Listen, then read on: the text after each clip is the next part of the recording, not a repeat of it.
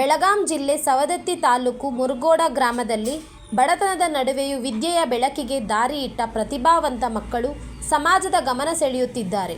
ಮಹಾದೇವಿ ಮಹಾದೇವಪ್ಪ ಮಬ್ನೂರು ಅವರ ಮಕ್ಕಳು ನಾಗಲಾಂಬಿಕಾ ಮತ್ತು ದಯಾನಂದ ಶ್ರೇಣಿಯಲ್ಲಿ ಪ್ರಥಮ ಸ್ಥಾನ ಪಡೆದಿದ್ದಾರೆ. ಅಲ್ಲದೆ ಹರೀಶಾ ಹಾಗೂ ದಾನೇಶ್ವರಿ ದ್ವಿತೀಯ ಸ್ಥಾನ ಪಡೆದಿದ್ದಾರೆ ಎಂಬುದು ಶ್ಲಾಘನೀಯ ಸಂಗತಿ. ಇಂತಹ ಮಕ್ಕಳಿಗೆ ಸರಿಯಾದ ತರಬೇತಿ ಮತ್ತು ಶೈಕ್ಷಣಿಕ ನೆರವು ಲಭಿಸಿದರೆ ಇವರು ಭವಿಷ್ಯದಲ್ಲಿ ರಾಜ್ಯದ ಹೆಮ್ಮೆ ಆಗಬಹುದು ಎಂಬ ವಿಶ್ವಾಸವನ್ನು ಗ್ರಾಮದವರು ವ್ಯಕ್ತಪಡಿಸಿದ್ದಾರೆ. Bureau report, ರಾಷ್ಟ್ರಧ್ವನಿ news Kannada. ವರದಿಗಾರರು Mahadev ಮಬ್ನೂರ್, Belgaum. ಅದೃಷ್ಟವೇ ಯಾವ ನನ್ನ ಕಿತ್ತೂರು, ಸಿಂಹದ ಗರ್ಜನೆಯಂತೆ ಗರ್ಜಿಸುತ್ತದೆ ನನ್ನ ಕಿತ್ತೂರು. ಇಂದು ಸ್ಮಶಾನ ಸದೃಶ್ಯವಾಯಿತು. ಸೋಲಿನ ಸುದ್ದಿ ಸರ್ಕಾರಕ್ಕೆ ತಿಳಿಯುವುದೊಂದೇ ತಡ. ಕ್ಯಾಪ್ಟನ್ ಕಲೆಕ್ಟರ್ ಅನ್ನು ದೊಡ್ಡ ದಂಡದೊಡನೆ ಬಂದು ಕಿತ್ತೂರಿಗೆ ಮುತ್ತಿಗೆ ಹಾಕಿದರು. ಅವರಿಗೂ ನಮ್ಮವರಿಗೂ ಕೈ ಹತ್ತಿತು. ಕಾಳಗದ ಕಣ್ಣದಲ್ಲಿ ತುಂಡು ತುಂಡಾದ ಎಲೆಗಳಿಂದ ತುಂಬಿ ಹೋಯಿತು. ನ್ಯಾತ್ತರದ ಕಾವಲಿ ಹರಿಯಿತು. ನಮ್ಮವರು ಜೀವದ ಹಂಗದರಿದು ಕಾದಾಡಿದರು. ಕಾಲ ಅನುಕೂಲವಿದ್ದಿದ್ದಿಲ್ಲ. ಸೋಲು ನಮ್ಮ ಪಾಲಿಗೆ ಬಂತು. ಸಂಸ್ಥಾನ ಖಾಲಿಯಾಯಿತು. ಚೆನ್ನಮ್ಮ ವೀರಮ್ಮ ತಾಯಿಯವರನ್ನು ಬಂಧಿಸಿ ಬೈಲಹೊಂಗಲ ಕಾರ್ಯಾಗಾರದಲ್ಲಿಟ್ಟರು. ಮರ ತುಂಬ ಕಾಳು ತೋರುವ ಹಾಗೆ ಮುತ್ತು ರತ್ನಗಳನ್ನು ಸೋರೆ ಮಾಡಿದರು. ಹರಳುಗಲ್ಲಿನ ಆಭರಣ ಹೇಳಲಿಕ್ಕೆ ಹೆಸರಿಲ್ಲದಂತಾದವು. 1000 ಕುದುರೆ, 500 ಆನೆ, 100 ಒಂಟೆ, 56 ತುಪಾಕಿ, 9 ತೋಪ ವೈರಿಗಳ ಕೈ ಸೇರಿದವು. ನಮ್ಮಂತ ವೀರ ಕಲಿಗಡಿಗಳ ಜನರನ್ನು ದಂಡಿಸದೆ ಹಾಗೇ ಬಿಟ್ಟರು. ಒಳಗಿನ ಬೇನೆ ಆ ದೇವರೇ ಬಲ್ಲ. ನಮ್ಮಪ್ಪ ತೀರಿಕೊಂಡ ಮೇಲೆ ಈ ಹಳಬನ ಕೆಲಸ ನನ್ನ ಕೊರಳಿಗೆ ಬಿತ್ತು.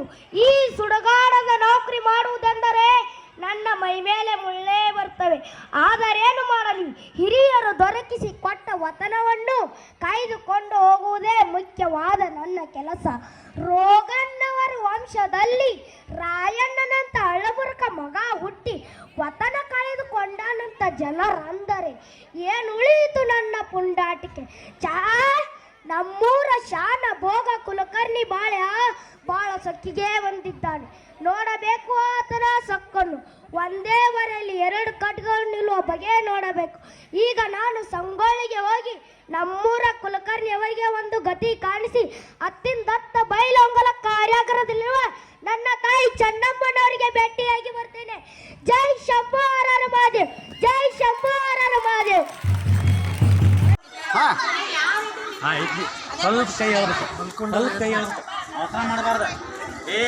ಅವಸರ ಮಾಡಬಾರ್ದು.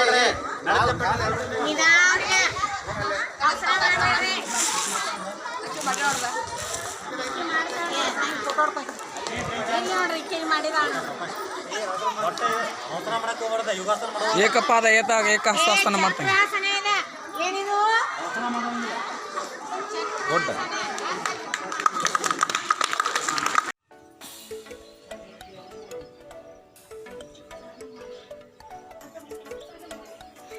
ಜಾನು ಶೀರ್ಷಾಸನ.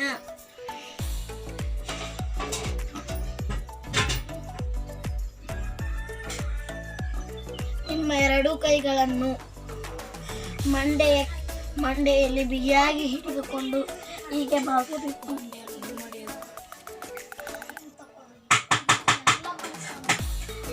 ಆಮೇಲೆ ನಿಮ್ಮ 2 ಕೈಗಳನ್ನು ನಿಧಾನವಾಗಿ ಮೇಲಕ್ಕೆ ಎತ್ತಿ ನಿಂತುಕೊಳ್ಳಬೇಕು. ಈಗ ಬನ್ನಿ ಪಾದಹಸ್ತಾಸನ ಮಾಡೋಣ.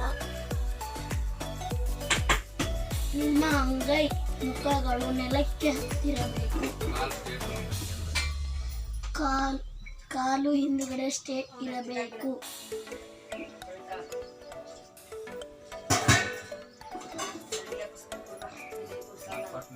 ಹಾಗೆ ಎದ್ದು